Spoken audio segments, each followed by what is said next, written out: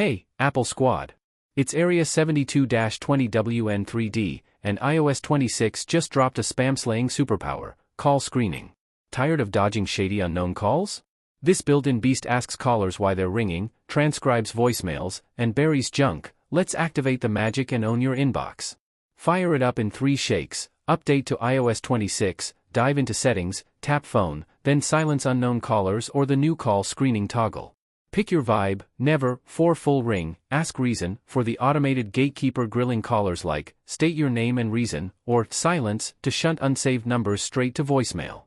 Boom, spam vanishes to a dedicated folder, with live transcripts popping up so you swipe smart, not sorry. Key perks?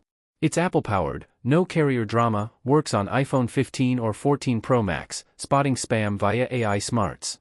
Test it, block a buddy's number, have M-Dial as no caller ID, and watch the screening dance. Heads up on limits, won't trigger for familiar unsaved contacts, and pros like journalists worry it ghosts legit scoops, tweak to spam only if you're call heavy. Pro tip, pair with Do Not Disturb for fortress-level peace. Tech heads, ready to ghost the ghosts? Drop your spam horror stories below.